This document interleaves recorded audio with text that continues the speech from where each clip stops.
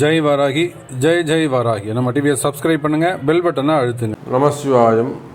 ஜெய் வாராகி, ஜெய் ஜெய் வாராகி. உலகம் முழுவதும் வாழக்கூடிய எனதருமை அன்பு பக்தர்களே, அன்பு நேயர்களே, உங்கள் அனைவருக்கும் உங்கள் தாம்பரம் ஸ்ரீ வாராகி ஈசனேசன் சுவாமிகளுடைய நல்லாசிகள், வாழ்த்துக்கள். ஜெய் வாராகி, ஜெய் ஜெய் வாராகி. 5 நிமிடத்தில், ஏன்னா இப்போ எல்லோரும் ஷார்ட்ஸ் போடுறாங்க, 1 நிமிஷத்தில் போடுறாங்க, 3 நிமிஷமாக கொஞ்சம் எக்ஸ்டெண்ட் பண்ணியிருக்கிறாங்க. ஆனால் ரொம்ப ஷார்ட் அண்ட் ஸ்வீட்டாக ஒரு ராசி பலனை சொல்லணும் அப்படின்னு சொல்லி, ஏன்னா கார்த்திகை மாதம் நாம் எப்பொழுதுமே தனியாக பதிவுகள் போடுவது உண்டு. கொஞ்சம் நேரமின்மை காரணமாக நிறைய ஒர்க்காக இருந்துட்டு நிறைய பரிகாரங்கள் வெளியூர்லாம் போனதால் 5 நிமிடத்தில் கார்த்திகை மாத ராசி பலன்கள் உங்கள் ராசிக்கு என்ன சொல்லுது? கார்த்திகை மாதத்தை பொறுத்தவரையில் இந்த சனி பகவான் வக்ர நிவர்த்தி அடைந்திருக்கிறார். இது எல்லாருக்கும் ஒரு சிறப்பு. கார்த்திகை மாதம் சனி பகவான் வக்ர நிவர்த்தி அடைந்திருக்கிறார். இது ஒரு தனி சிறப்பு. இயல்பு நிலைக்கு சனி பகவான் வந்திருக்கிறார். சார், 9 கிரகத்தில் முக்கியமானவர் யாருன்னு கேட்டீங்கன்னா, ஆயுள் காரகன் அவர் தான், அல்லது ஆரோக்கிய காரகன் அவர் தான், தலையெழுத்தை தீர்மானிக்கக்கூடியவர் அவர் தான், வேலை வாய்ப்புகள் தரக்கூடியவர் அவர் தான், தொழில் அமைப்புகளை சிறப்பாக செய்யக்கூடியவர், தொழிலை அமைச்சு கொடுக்கக்கூடியவர் அவர் தான், வருமானம் தடையில்லாமல் எந்த காரியத்துக்கும் தடை போடாமல் இருக்கணும்னா அவருக்கும் காரணகர்த்தா அவர் தான், ஜெயிக்கணும்னா அவருடைய அனுமதி வேணும். அப்போது ஒரு மனிதனுக்கு எந்த நன்மை நடைபெற வேண்டும் என்று சொன்னாலும் அதுக்கு சனி பகவான் வழிவிடணும். அவர் வழி விட்டாதான் உங்களுக்கு நல்லதே நடக்கும். உங்களுக்குன்னு இல்லைங்க, எல்லாருக்கும்.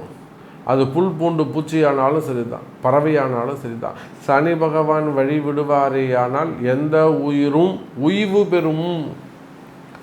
அப்போ அப்பேற்பட்ட சனி பகவான் இந்த கார்த்திகை மாதத்தில் என்ன இருக்காருங்க? வக்ர நிவர்த்தி அடைந்திருக்கிறார். வக்ர நிவர்த்தினா என்னென்னா, அவர் கொஞ்சம் நார்மல் பொசிஷனுக்கு, இயல்பு நிலைக்கு வந்திருக்கிறார். இத்தனை நாள் அவர் இயல்பு நிலையில் இல்லை. அப்போ இந்த கார்த்திகை மாதத்தை பொறுத்தவரையில் 2 விஷயம். முதல்ல, சூரிய பகவான் தனக்கு கேந்திரஸ்தானமாக இருக்கக்கூடிய 4ஆம் பாவத்தில் இருக்கிறார். சூரியன் விருச்சக ராசியில் இருக்கிறாருங்க. அதே போல் சனி பகவான் கும்பராசியில் சூரியனுக்கு கேந்திரம் வாங்கியிருக்கிறார். பாருங்கள், அந்த சனிக்கு கேந்திரம் குரு வாங்கியிருக்கிறாருங்க. புரியுதா? அந்த சனி பகவானுக்கு 4வது வீட்டில் யார் இருக்காருங்க? குரு பகவான் அமைந்திருக்கிறார். அந்த குரு வக்ரகதியில் இருக்கிறார். அப்போ அந்த 3 கிரகங்கள் கேந்திரஸ்தானத்தில் இருக்கின்றன. அதே போல் 3 கிரகம் திரிகோணத்தில் இருக்குது. செவ்வாய், ராகு, கேது, இவங்க 3 பேரும் திரிகோண தொடர்பில் இருக்கிறார்கள். அப்போ இந்த கார்த்திகை மாதத்தை பொறுத்தவரையில் அபரிமிதமான ஒரு வளர்ச்சி உங்களுக்கு காத்திருக்கிறது. உலகம் முழுவதும் வாழக்கூடிய எனதருமை அன்பர்களே, அபரிமிதமான ஒரு வளர்ச்சி, நல்ல யோகங்கள் நிறைந்த மாதமாகவும், நினைத்த காரியத்தை எல்லாம் சாதிக்கக்கூடிய வாய்ப்புகளையும் இந்த மாதம் உங்களுக்கு பெற்றுத்தருகிறது. நிறைய அன்பர்கள் நிறைய கஷ்டத்தில் இருக்கிறீங்க, எனக்கு தெரியும்.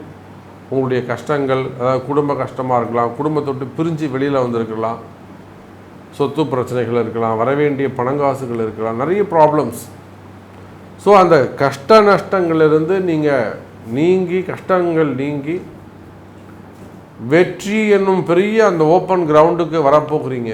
ஒரு சந்தோஷமான ஒரு சூழ்நிலை இந்த கார்த்திகை மாதம் நிலவுகிறது. மெயினாக இந்த ஹெல்த் இஷ்யூஸ் இருக்கக்கூடியவங்க, ஹாஸ்பிட்டல் எக்ஸ்பென்சஸ் இருக்கக்கூடியவர்கள், இவங்க எல்லாருக்குமே கூட ஒரு நன்மை, ஒரு நல்ல மருத்துவம் அமையலை, ஒரு நல்ல டாக்டர்ஸ் அமையலை, இந்த மாதிரியான ப்ராப்ளம் இருக்குமே. ஆனால் இவற்றிலிருந்து கூட உங்களுக்கு விடுதலை ஏற்பட்டு அற்புதமான முறையில் நல்ல யோகங்கள் அமைகிறது எனதருமை அன்பு நேயர்களே. சரி, வாருங்க, ஒரு ராசிக்கும் உங்கள் ராசிக்கு எப்படி இருக்குது, இந்த கார்த்திகை மாதம் என்ன சொல்லுதுன்னு பார்க்கலாம்.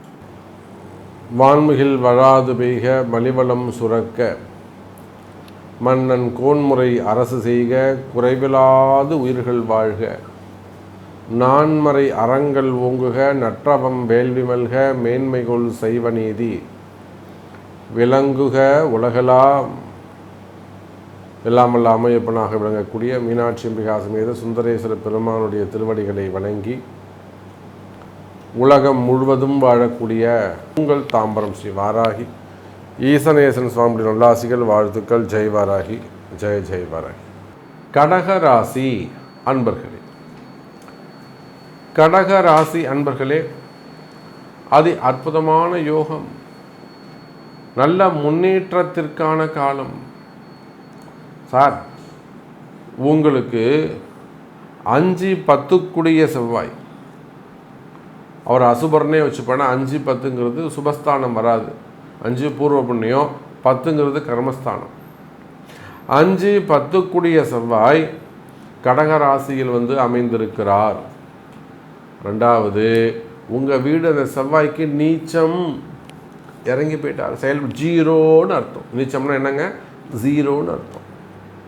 உச்சம்னா 100%, மூலத்திரிகோணம்னா 75%. புரிதுங்களா? வேறு ஏதேனும் காம்படிஷனாக ஒரு 50%, 25%. நீச்சம்னு சொல்லிட்டா. அஸ்தங்கம்னா 0. நீச்சம் ஒரு 25% வச்சுக்கலாமே, இருக்கட்டுமே, இருந்துட்டு போட்டோம். அப்போது இந்த 5-10ங்கிற பாவம் உங்களுக்கு இப்போ வேலை செய்யலை. யாருக்கு? கடகராசிக்கு. அப்போ இதனால் நன்மையா தீமையா? நிச்சயமாக நன்மை நடைபெறும். அந்த 5-10 செவ்வாயோடு உங்கள் ராசியில் அமைந்து அவருக்கு கடகராசிக்கு 2ஆம் அதிபதி 3-12 புதன், அதோடு சூரியன், ராகு, இந்த 4 கிரகமும் உங்கள் ராசியோடு தொடர்பை ஏற்படுத்தி ஒரு சேர்க்கையை ஏற்படுத்தி கொள்கிறார்கள். அப்போ கடகராசி அன்பர்களே, நீங்கள் அரசாங்க உத்தியோகம் செய்யக்கூடியவர்களா? கவர்மெண்ட் ரிலேட்டடாக கவர்மெண்ட் சேலரி வாங்கக்கூடியவர்களா? அல்லது அரசாங்கத்தினால் பயன் பெறக்கூடியவர்களா? அல்லது அரசியல்வாதிகளாக இருக்கிறீர்களா? அரசியலில் ஈடுபட்டிருக்கீங்களா? இல்லை கவர்மெண்ட் ரிலேட்டடாக என்ன பிஸ்னஸ் பண்ணுறீங்களா? டெண்டர் பிஸ்னஸோ அல்லது ரோடு கான்ட்ராக்ட்ஸ், அந்த மாதிரி கான்ட்ராக்ட் பிஸ்னஸ் ஏதாவது எடுத்து பண்ணுறீங்களா? அப்போ சூரியன் சார்ந்த தொழில் செய்யக்கூடியவர்கள், கவர்மெண்ட் ரிலேட்டடாக கவர்மெண்ட் ஆஃபீஸர்ஸ், அந்த மாதிரியான உத்தியோகம் தொழிலாக இருந்தாலும் ஜாபாக இருந்தாலும் சரிதான் செய்யக்கூடியவர்கள். அதே போல் பூமி சார்ந்த தொழில் செய்யக்கூடியவர்கள், மெயினாக விவசாயிகள், விவசாய பெருமக்கள். நம்ம அதுதான் அழுத்தம் திருத்தமாக சொல்லணும், விவசாய பெருமக்கள். சரி, நீங்கள் என்ன வேணாலும் சில தென்னந்தோப்பாக இருக்கலாம், அல்லது பனந்தோப்புகளாக இருக்கலாம், வாழைத்தோப்புகளாக இருக்கலாம். புரிதுங்களா? தோப்பு துறை வச்சு பண்ணக்கூடியவங்க, வெஜிடபிள்ஸு, ஃப்ரூட்ஸு, ஃப்ளவர்ஸு, இந்த மாதிரியான மேனுஃபேக்சரிங், விவசாயிகள், தானியங்கள். அதே போல் பில்டர்ஸ் மெயினாக, ஏன்னா செவ்வாயுடைய காரகத்துவம் இல்லையா? ஸோ பில்டர்ஸ், பூமி சார்ந்த தொழில்கள், ரியல் எஸ்டேட் செய்யக்கூடியவர்கள், போர்வெல்லு, கனிம வளங்கள், க்ரஷர்ஸு, அப்புறம் குவாரிகள், இதெல்லாம் வச்சு நடத்தக்கூடியவர்கள். அப்போ செவ்வாயுடைய காரகத்துவம். டாக்டர்ஸ், ஹாஸ்பிட்டல் சார்ந்து ஜாப் பண்ணக்கூடியவங்க, அது சார்ந்த சப்ளிமெண்டர்ஸ், அவங்களுக்கு சப்ளை பண்ணக்கூடியவங்க, ஸோ அது ரிலேட்டடாக மேனுஃபேக்சரிங் பண்ணக்கூடியவங்க. இந்த இண்டஸ்ட்ரி எல்லாம், இந்த பிரிவுகளாக ஒர்க் பண்ணக்கூடியவங்களுக்கெல்லாம் ஜாப் செக்யூர் உண்டு. கனிம வளங்கள், பூமி சார்ந்த தொழில்கள், க்ரஷர்ஸு, குவாரிகள், அரசியலில் ஈடுபட்டிருக்கக்கூடியவர்கள்.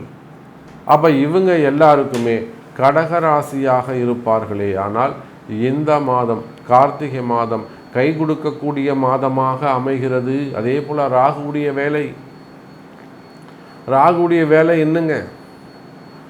ஃபிலிம் இண்டஸ்ட்ரி, சினிமா துறையை சார்ந்தவர்கள், சோஷியல் மீடியாவில் ஒர்க் பண்ணக்கூடியவங்க, விளையாட்டுத்துறையில் இருக்கக்கூடியவர்கள், அது விளையாட்டு டீச்சராக இருந்தாலும் சரிதான், நீங்கள் பிடி டீச்சராக இருந்தாலும் சரிதான். அப்போ விளையாட்டுத்துறையை சார்ந்தவர்கள், வெளிநாட்டு யோகங்கள், வெளிநாட்டு சார்ந்த பிஸ்னஸ் பண்ணக்கூடியவங்க, அப்போ அல்லது இந்த ட்ராவல் ஏஜென்சிஸ் வச்சு நடத்தக்கூடியவங்க, ஈவெண்ட் மேனேஜ்மெண்ட்டை வச்சு நடத்தக்கூடியவர்கள், இந்த மாதிரியான செப்பரேட் பிஸ்னஸ் செய்யக்கூடியவராக நீங்கள் இருப்பீர்களே. ஆனால் கடக ராசி என்பர்களே, உங்களுக்கும் நன்மை உண்டு.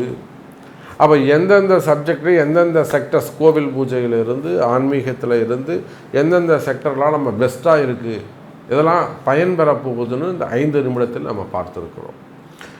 இது இல்லாமல் இதில் இருக்கிறவங்களும் சரி தான், நான் சொல்லாத சப்ஜெக்டும் சரி தான். இது இல்லாமல் நான் ஒரு வேலை செய்கிறேன் சாமி, எனக்கு நல்லது நடக்குமா அப்படின்னு கேட்டிங்கனாக்கா, நிச்சயமாக இந்த கார்த்திகை மாதம் உங்களுக்கு நல்லது தான் நடக்கும். என பிளானட்ஸ், கிரக அமைப்புகள் வலுவாக உள்ளது, கடகராசிக்கு நன்மையை செய்கிறது.